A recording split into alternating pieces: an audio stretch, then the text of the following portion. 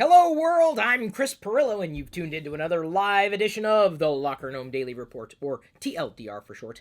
Your daily dose of geek news, reviews, and answers that you can use, like an answer to the question, is today Friday. It is! At the time of this broadcast, live, you can tune into all of our daily live video streams. It's easy to do. All you have to do is become one of the Super Nomies, starting at just $2 a month. $2.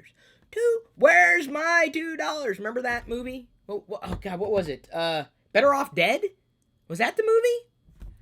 I'm talking to, my invisible audience here in my workshop again. Was that the movie? Better Off Dead? You don't have to become one of the super nomies if you don't want to. You can be my nomies. That's fine. I love you all the same. I'm just very happy to give more to my super nomies. More of myself. Because I give a lot of myself anyway, really. If you think about it, I do a lot. I'm happy to do a lot. So today is Friday. It's an AMA. We're also live streaming earlier than we do in the middle of the week, just because it is Friday, and I want to get this stuff done so that I can move on with my weekend. I've got some exciting plans, including trying this possibly this weekend. I've been meaning to. This is Color Alive. I saw this on, a store shelf. And what it is a coloring book, yes, with from Crayola. And what you do is you color in characters on these pages, and then you use a corresponding app on either the Windows Phone, iOS, or Google Play, or Android. And then it'll augment reality, whatever color you colored the character on the page. So I can color the character any one of these colors in any way, and then the augmented reality will actually color that dragon. Well, this happens to be the dragon coloring book for Color Alive. Mythical creatures, sorry. And it looked like fun to me. And then this will be the subject of an upcoming CPU episode. I've been meaning to do that, as well as seemingly a million other things. My workshop is currently a mess of fun things. I also have to remember to talk about this today. I've been meaning to purchase these. I asked everybody in social, last week, hey, which rechargeable battery should I get? One person responded. So apparently you don't care about tech. I'm sorry. I tried, but you didn't care. So I decided to get these instead. No one really gave me a response, but I was looking into these. The Onaloop Pros, these are AA's at 2550 milliamp hours, rechargeable up to 500 times. The reason why they're rechargeable up to 500 times versus others is because of the higher capacity of 2550 milliamp hours. I got 3 of these, so I've got 2 others on my desk, before we rebooted it and moved it into the Classic Chris Perillo channel. In fact, I'm even thinking about moving all the CPU episodes out of this channel into the Classic Chris Perillo channel, if only because they're short, edited. It was an experiment. I really like doing those, but, honestly, I do need your feedback on that as well. They're fun to do, these kind of product highlights as individual videos rather than in TLDR where they'd get lost. But honestly, it seems we're getting just as much traction from the show and tell type of videos that I record with the vlog camera as we do anything else. I don't know really why that might be. But if people like the show and tell style more than CPU style, I'd consider doing more. But I gotta know. I gotta feel it out with you. I gotta know what's in your head, what you're thinking, why you're thinking, what you want. Just tell me what you want from me, and if I can accommodate, I'll accommodate. That's part of the AMAs. Now, the people who are watching live apparently are saying that I froze, but I'm not. I'm not frozen on my end. I'm still streaming out. There's no pauses there. This is the challenge when you're on your own, and I am definitely on my own. Okay, I'm moving around on my end, so I'm good there. I'm producer, director, talent, everything all in one. I'm trying to grow the team. Apparently, I may not be doing it the right way, but doing my best. Thank you for your patience. That's part of, the reason to have a Patreon campaign is to specifically be able to build up my team beyond myself. So, we've posted the Show and Tell Bacon Cheeseburger Pizza Review Taste. Awesome. I really enjoyed it because it was pizza. It had bacon on it. What'd you think? It was a big win. That's been posted. The Simpsons are celebrating the first day of spring in Springfield. First day of spring. Congratulations. You made it. There you go. We're going to be posting the roundup on LockerGnome.com, of course, on the Twitter account at LockerGnome. Jive Jumbo Waterproof Bluetooth Speaker 2-pack is at 42% off. The Samsung Galaxy Tab S8.4 giveaway is free, because it's a giveaway. Hello. And a pre-order exclusive of the Snowflake Drone, 60% off. All those things at Deals. www.lockergnome.com. Moving into your questions, Mitchell C. McClendon. He writes, "Hello, Chris. Skype versus Google Hangouts. Which one, in your opinion, does the best job when it comes to video chatting or conferencing? On more public interviews that are televised on network like Bloomberg, etc., etc. I often notice that Skype is most used. Most frequently used, I guess. So, if you're asking me the difference between the two, I mean, it's pretty obvious. One is owned by Microsoft, the other one's owned by Google. Skype worked really well in the beginning, and it still kind of works well, but, I was never the user for it. If you were looking to replace your traditional phone with a VoIP line, Skype was really the only game in town for a number of years. I don't use Skype all that often. And even when I do, it's usually within a web browser. I don't, or even the mobile client. But then again, I also use GoToMeeting from Citrix. I use Google Hangouts as well. If I know I'm going to be networking with a group of people and I want it to have it tied in with a YouTube account, it's Google Hangouts, no doubt about it. But sometimes if I'm dealing with an entity like a media agency, they're using Skype because they're used to it. They've got it set up a certain way so they can click a button and they're good to go. Skype, I tend to use for one-on-one calls if I need to. Rarely does that happen anymore. For networked or grouped video calls, it's usually Google Plus Hangout, specifically when I know I want it to feed into a YouTube channel. So, for example, and even though the Google Plus Hangout video quality and audio quality is meh, we're still using it. In fact, Jerry and I think we're going to be doing a Geek Out this weekend, this Sunday, on Sunday evening. We're planning on it. I haven't scheduled it yet.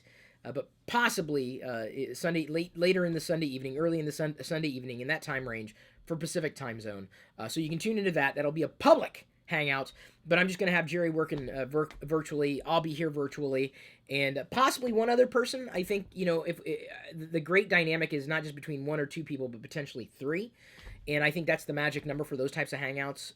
And because they'd be fed directly into this particular YouTube channel, I would likely be going with a Google Plus Hangout over, say, a Skype option.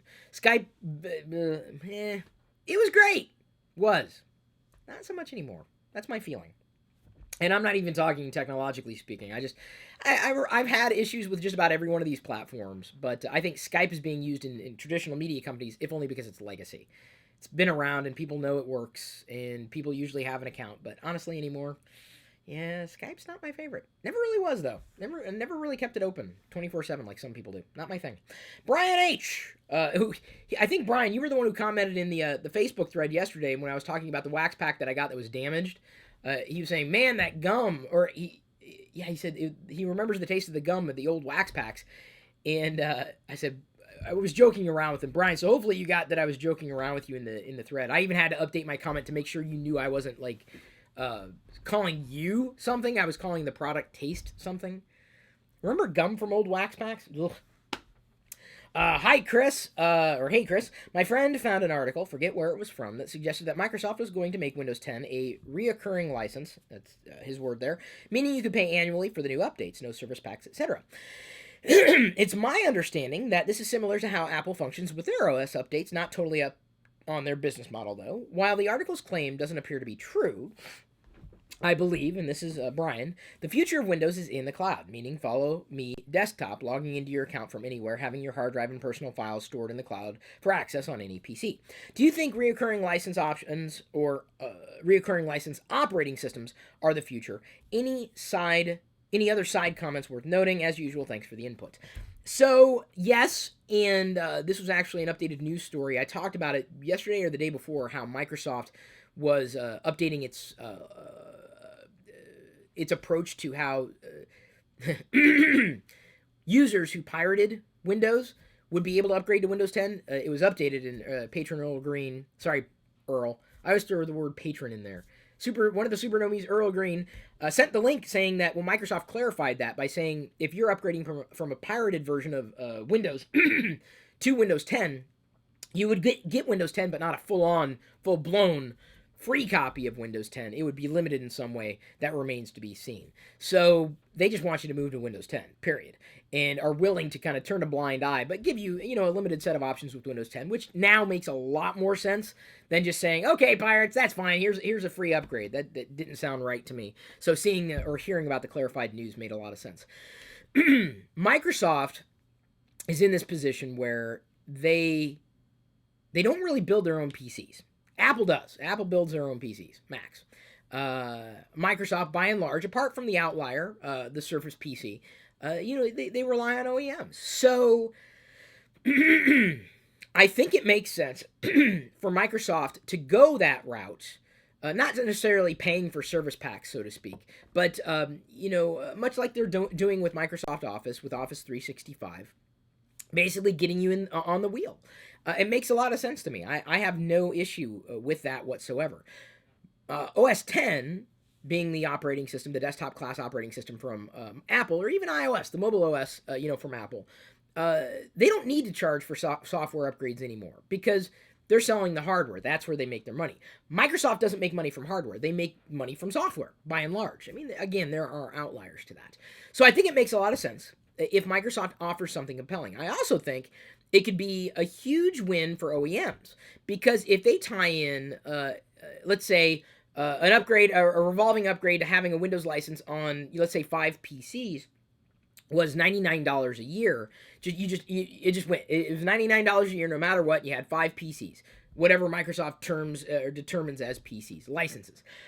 It makes sense because let's say they built into that the ability that if I used, let's say, HP as a PC, and I had a $99 subscription, let's say if I activated that on an HP PC, if HP got a cut, it would make the OEM money, and that would keep the OEM from possibly doing other things to help make the OEM money, aside from selling hardware, which doesn't make them a lot of money.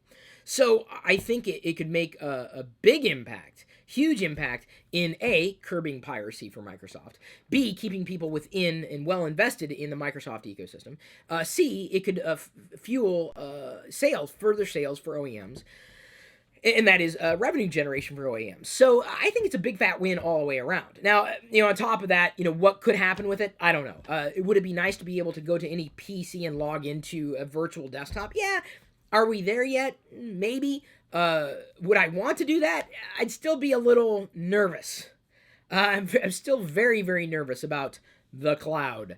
It's valuable, yes. But there's something to be said about not being in the cloud or having everything on the cloud. For everything that you might have, specifically access to your files, which I don't really track a lot of files independently. Nothing that would necessitate needing to get into anything remotely. If I did, it would probably be something like through Parallels, which again they have sponsored things in the past, but they make it simple, they make it easy, cross-platform. Easy access, really. So I think that if Microsoft could speak to that feature, it would be a big win. They've got a certain feature inside of Windows 10 that would possibly tilt towards that idea of virtual desktops right there on your PC, right? Okay, here's a virtual desktop for this kind of environment. Now imagine if Microsoft kicked it up a notch. And instead of having virtual desktops on that one PC, all your virtual desktops from all your PCs were universally accessible from any one of those PCs. That would be cool. That would be a huge win, and I think people would pay into that. Absolutely. Now, again, virtual desktops on one PC, kind of interesting. Virtual desktops and being able to get to all of those virtual desktops from any one of your PCs, huge, fat win for Windows. Fat, huge win. That would be something that would be dramatically different from anything else I had seen. Anything, including anything that Apple might be able to offer with OS X. You can't do that. Not easily, not accessibly, but I think Microsoft would be in a better position to do that and unifying computing environments from any one of those systems. Think about that. Virtual desktops from virtually anywhere, as long as you had, buy into the license. So I think Microsoft can make a huge dent in doing something like that. That would be a very compelling argument to using Windows as a primary operating system over, say, OS X, where you just didn't really have that argument before. Something that would go beyond what Apple's been doing with continuity. Well, no, I'm sorry. Continuity is, there's so many options. Is it continuity or is that parallels? Gotta get. There's so many words to use for virtually the same things. Even I get lost. So, yeah, I think it's going to happen. As to the features, I don't know. That I think would be the killer feature. Think about that, dude. Has anybody ever thought of that? Microsoft should be. That would be a killer feature for as many PCs that might be out there. Tommy NC 2010 says, Chris, I know you're not a wrestling fan, but who's your favorite old school wrestler? Tommy, did I answer this question before? I don't know if I have one. I remember the classics back in the 80s, though. I remember the WrestleMania cartoon, too. I don't have one. It wasn't, I can tell you, it wasn't Hulk Hogan. It was not. Not my thing. Hulk Hogan, not my thing. I don't know. I never really got into it. I don't have an answer to the question. I don't have a favorite old school wrestler. Max Vandeweel asks, do you or have you ever used a VPN service? If so, which one and why? Particular service provider. Max, there are so many good VPN providers. We actually have a discount on deals.lockergnome.com if you were interested. I'd say each one fills a certain need and niche and price point, and I think you should go with the one that fits you. Austin asks, hey Chris, what do you find is the best iPad case? I'm thinking of buying one since my birthday is Saturday. Thanks. Austin, again, much like with anything else out there, there's so many options. It depends on what you want. I've been very, very happy with the latest iPad case with the iPad Air 2 because it protects all the way around, covers, with this smart case, smart cover on the top, and I like that. It's slim, it's sleek, it's clean. I like it. I don't need anything else. Some people want a keyboard built in, at which point I say get one with a keyboard built in. Some people want extra power, so I would say get one that has some kind of power option built in. I don't have an iPad case to recommend outright just because there are so many of them. Find the one that fits your price point, find the one that fits your feature set, and go from there. Joe Tashi asks, hey Chris, how's the family? She. They are very good, very well. They are very well. Boy, I'm just messing up the answer so quickly. Has Jedi said her first word? No. Also, what do you think of the name Cupful of Tech? Interesting. Also, does your vlog camera support HDMI live output? It'd be very cool to see a live vlog. Thanks, as always, Joe. It has, I'm looking here, it has HDMI out. I don't think it's live, though. I've never tried it. Curious. Now you got me wondering. I don't think it could do that, though. If only because there's no external power option. You can go HDMI out with this camera, but beyond that, I don't think it's live. I'd be surprised if the WX220 from Sony supported that option. I could be wrong, though. I just haven't tried it.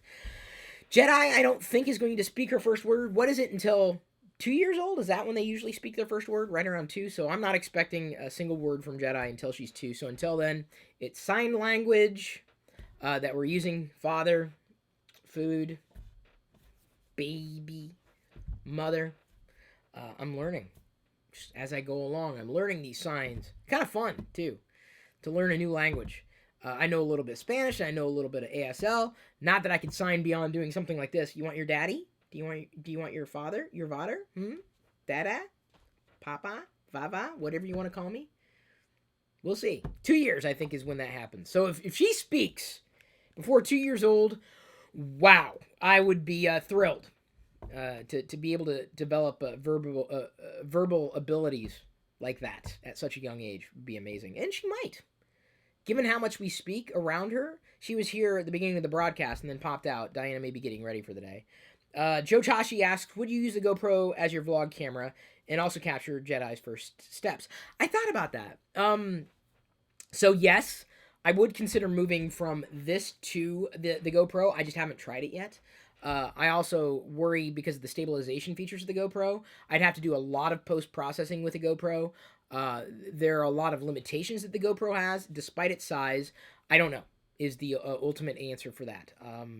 But I would probably use it during Jedi's first steps if I could figure out how to harness it somehow so it was comfortable for her. I would not want it to hurt her at all.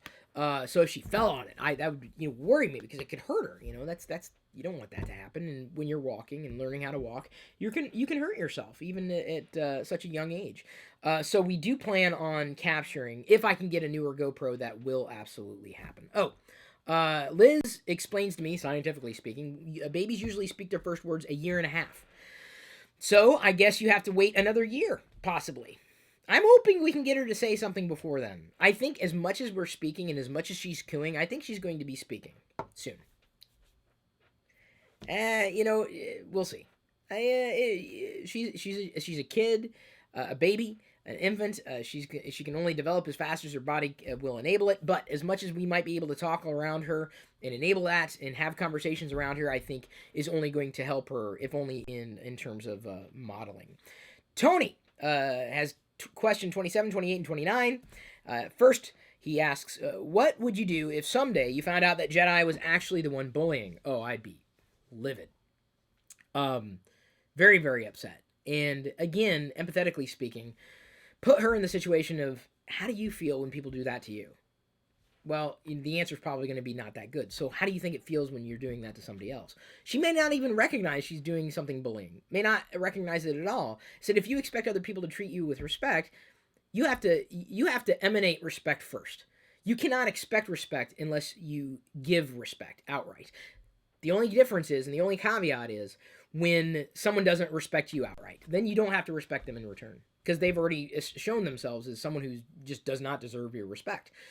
So I would not believe that as long as I'm modeling a behavior or Diana's modeling a behavior that it's not bullying, as long as they, dude, that's not doing something like that puts the other person in an awkward position. You're putting them, you're devaluing their position as a human being. You're saying, whatever the bullying tactic would be, like, oh, you're too this, you're too that, you're not enough this, you're not enough that. You're saying to them they're not human.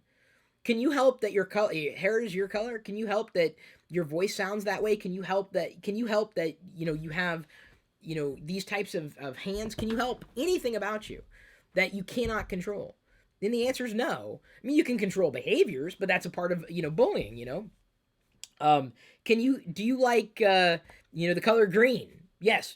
How would you feel if someone made fun of you for the color green? You still like that color green, but what if someone made you feel less like a human being because they were projecting their own selves onto you? You only have you. Respect yourself. You have you, but also respect other people's boundaries as much as you expect them to respect you. Because doing it any other way is just going to lead to a lifetime of sadness. So I would hope that I would be able to reason. You can only reason so much with kids. But I think you just lead by example. And I think that's the best bet. If I found out she was bullying, yes, she would be, I'd hesitate to say punished, because how do you punish a child for something like that? You say, no, I'm not going to respect that behavior. That's not a behavior that I want to accept. I'm very disappointed in that kind of behavior. One of the worst things you can do, worst things, that's the wrong word.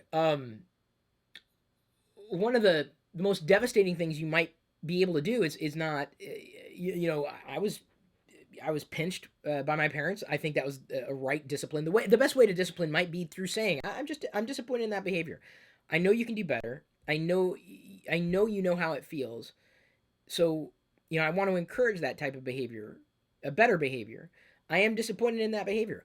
I love you, but your behavior is not something that I can love. Yeah, I know you. I know you are a better person. You have the capabilities of being such a better person, and being a better person is not hurting someone else or diminishing someone else and their value, and removing their happiness so that you can feel better about yourself. And that's bullying. That's the heart of bullying.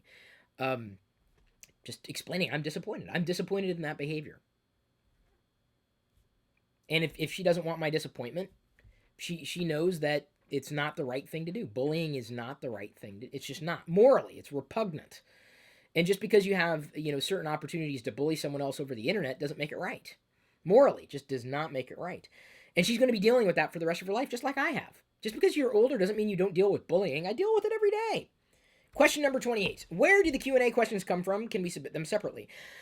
I watch social, I watch email, I watch comments, we're watching on a regular basis. Yes, you can submit them. You can email me by way of Patreon. That's the best way, because I'll get those individually. And then if I feel they're going to make a good deep dive topic in a Q&A video separately, then I'll certainly accommodate them. Question 29, what's your opinion on the accuracy of Apple Watch's fitness tracking, as most fitness bands have been a problem to be very inaccurate? I don't know. hopefully they've worked on that. I believe they made the right acquisitions. They seem to have not overextended themselves in terms of what you can track fitness wise with the watch compared to what they could have done. I would expect more sensors to be available in future Apple Watches. I would expect it to be a software plus hardware combination between the two. But I don't know. I can't speak to the quote unquote quality or accuracy of the sensors. I can't expect it to be worse, and I can't expect it to be better. I could expect it to be average. If it is better, great. If it's worse, I think Apple's going to take a lot of lumps. But again, given that they actually scaled back from what they wanted to do to what they are able to do, I think just only speaks to them wanting to perfect the features and the implementation. So I would expect above average implementation from Apple, but I would not be surprised if it was just average. I would be appalled if it was below average. That's my position on that topic. Earl Green, and he may be the honor to have being asked to. Earl, you have the last question. I am, after this, going to move on to the Patron Hangout. You may be joining us there. We do a Patron Hangout every weekday. You're more than welcome to join us. One of the super nomies. One of the bonuses you get starting at just $2 a month. Earl, have you ever done a Scotty Vest CPU or Q&A? I have not. I may actually do, that may be a good CPU episode. I call it my daddy vest. So I did a What's in My Vest video a while ago, but it was for their channel, I think. I didn't publish it in our channel. He says, I remember seeing some TLDRs and vlogs where you're wearing a Scotty vest and you talk a bit about it, but don't remember seeing a dedicated video. I'm thinking about buying one and be interested in your impressions and also to see what tech items you include in the vest when you travel. So I do have it in my workshop. You'll see it in the vlogs. I'll carry an external battery pack. In fact, I may have one in there now. Extra batteries, battery pack, basic cables, not basic cable. It's funny. Just simple cabling options that I might need when I'm on the go. And then, of course, with Jedi now, I've got the ability to pack in like either diapers or wipes or whatever I might need, because I've got 47 pockets on that thing. So it works really well. I haven't worn it during the winter months because usually I need a heavier jacket. I may be wearing it more in the spring. You may see me wearing it more in the fall. Summer, it may be a bit too hot for me, but I absolutely do like wearing it when I travel during certain months when I know the temperatures are going to be moderate. I like, and I haven't done it a lot, but if I'm going to go to a convention, if I know I'm going to be out all day, the Scotty vest makes, if you travel a lot or even enough, something like a Scotty vest, it works very, very, very, very well. And it's something that you've seen me wear it. I just haven't done it in a while because I haven't needed to. But I have done it specifically when I travel because I can unzip it, place it somewhere, pick it up, and always have everything on me. That's what I like about the Scotty vest, honestly. So you're right. Maybe I will do a CPU episode on why I like the Scotty vest, my Scotty vest, and what I might carry with it. So there you go. So Joe was actually replying to you in the thread, which is pretty neat. I like when everybody interacts with each other in the community. That's always fun for me to see. So Earl, thank you for the inspiration. Thank you for all your help. Thank you, everybody. I am going to move on to the Hangout now. And hopefully everybody will be able to join us there if you can. And as I said, it's really easy to do. It's really easy to get all the bonuses, unlock all of those bonuses, achievements unlocked. $2 a month, you go from being one of my nomies to one of my super nomies.